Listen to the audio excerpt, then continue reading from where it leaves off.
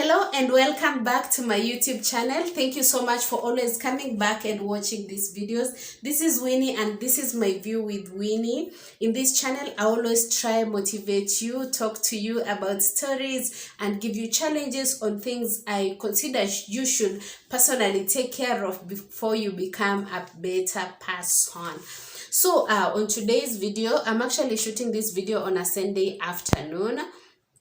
It could be a bit noisy outside. I don't know if you can get the noise, but I've tried to ensure I'm minimizing the noise from outside because obviously kids are playing outside, so it's quite a busy afternoon. So today I wanted to talk about finishing what you start. This is I've been going through this book. As you all know, I am someone who likes reading and becoming motivated, challenging myself, because I believe this is the only way you can be able to move out of your comfort zone and become what you were created to be. This is the way you can achieve your destiny, by adding knowledge, challenging your beliefs, and actually starting to rethink and becoming quite a different person, because you have to change, become a different person for you to start gaining like different results. So I was going through this book, Finish What You Start. It's a book written by Peter Hollins, and then it talks about the art of following through, taking action, executing, and self-discipline.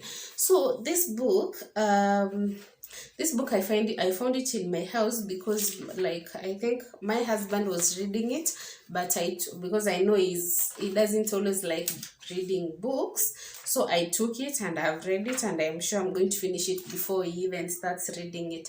So this so I quite for a long time I was thinking, like, why do I start so many businesses, why do I start so many projects, but I don't follow them through. Like, you find an idea is very exciting in your mind, you feel so enthusiastic when you're starting an idea, you are so psyched up, you are so like you can do everything to see the idea come into completion. But you find that after a while you become so complacent, the difficulties come in, and then you realize you're not able to actually finish whatever you started. Like, you realize you stop this project, and then maybe you shift your focus. That is, personally, I'm talking about my personal experience, because I have done quite a number of things, quite a number of businesses. I've tried my hand in quite a number of adventures. You start something, when you start it off, you'll be feeling excited and all psyched up. But after 2 weeks, 3 weeks, 4 weeks, a few months down the line, you are like, oh, I don't think I can do this anymore. Like you just give in, and like throw whatever the project, the aspirations and the ambitions you had, you throw them off, and then you're off looking for a new, or rather another new exciting venture.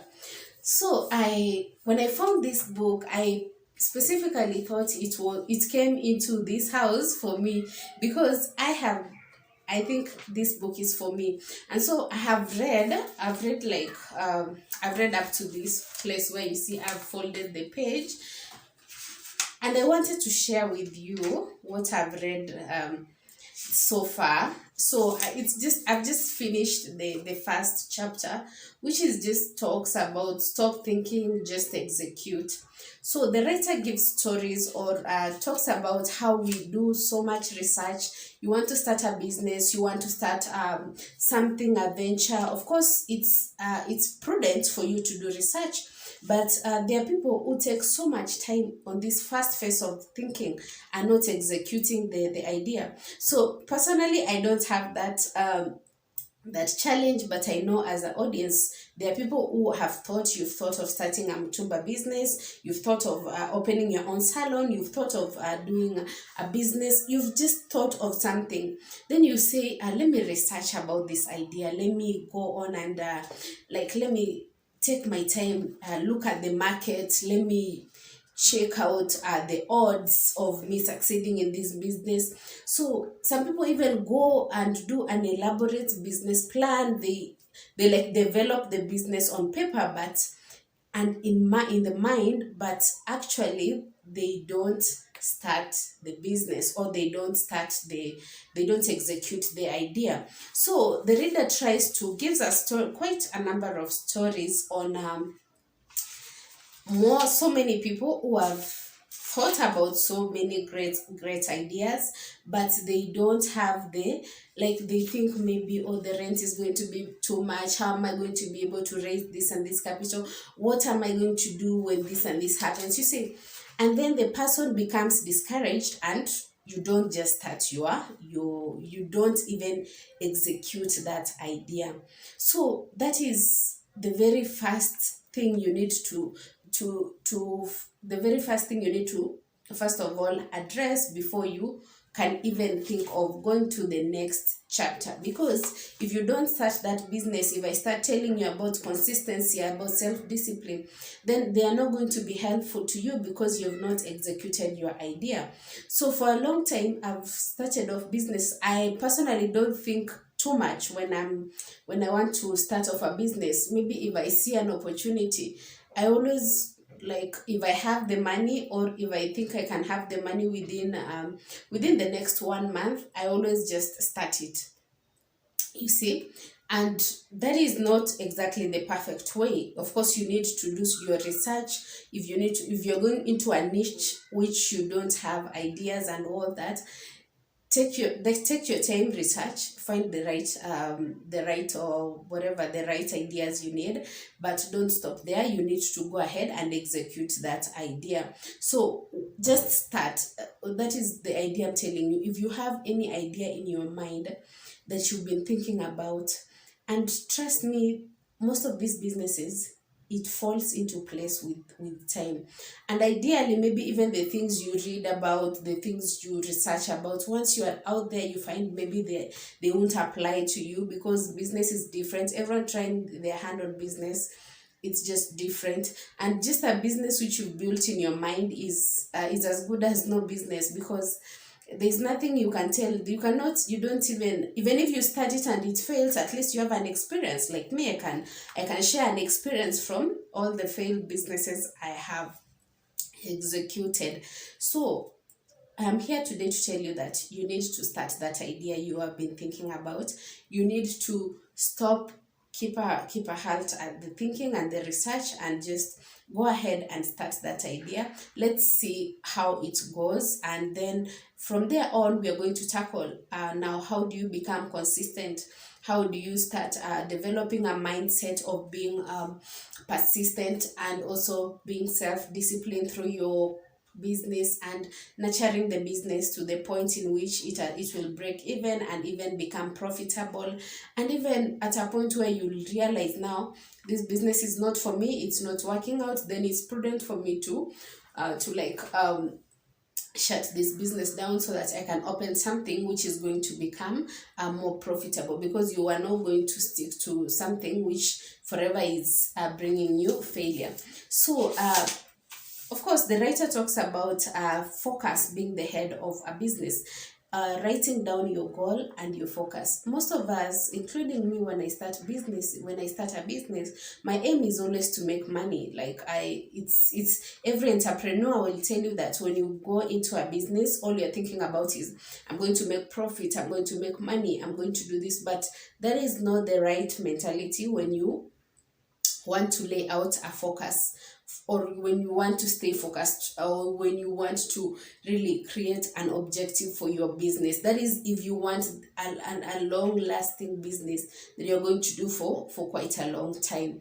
So if you look at these big companies that have been around for quite a while, insurance companies, real estate companies, these are companies that came in with an objective to impact lives, to create a real change, to give to create a certain to fill a certain gap in the society. It's unlike when you say, I want to start this mutumba business so that I make a lot of money, and then so that I can be going for trips and vacations and all that. So you see, the moment you're going to make money, you're going to stop, like, that aspiration is going to stop like there. You could have, in your mind, you will have achieved what you wanted, so you will fail to objectively move your business forward and for sure the business is going to die out with time. Or when you make loss, you make a loss, you're going to get discouraged and you're not going to continue doing your business. So he dissects creating that idea and giving it like a main objective, like a focus, taking it as the head of the business, and then taking self-discipline as the spine of the business, and then the hands and feet are actually the action, like you really, the way I've already told you, you have to act, and then the heart is the persistency.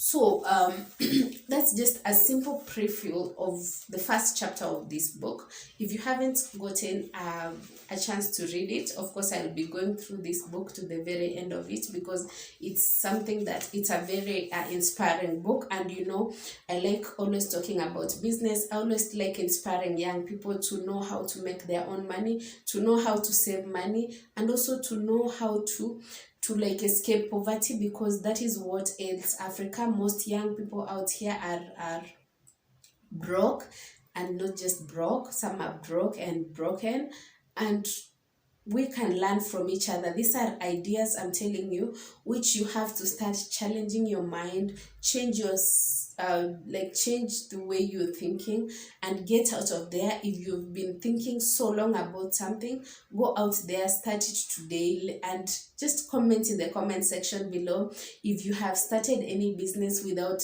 giving it so much thinking, and how is it going, and how many of you have thought of ideas, and then you've thought of so many wonderful ideas, and then you take so much time in the thinking process until someone else comes and executes your business, you see, and then you see someone else doing that idea of yours, executing it, and they are prospering, and then you start thinking, oh God, why didn't I even move ahead and open this business? So kindly join my able subscribers team, and let's learn from each other. My name is Winnie, and again I say bye bye. See you another time when I'll have another video. It's always I'm always here to teach you a mindset of abundance. I believe in abundance, and I'm always aspiring for abundance. So that is why I have chosen this channel to be all about encouraging people to become the better versions of themselves, and for people to realize their power and their ability to break the chains of poverty, and also to become independent, to be people who are really productive in the society. So until next time, bye bye, see you.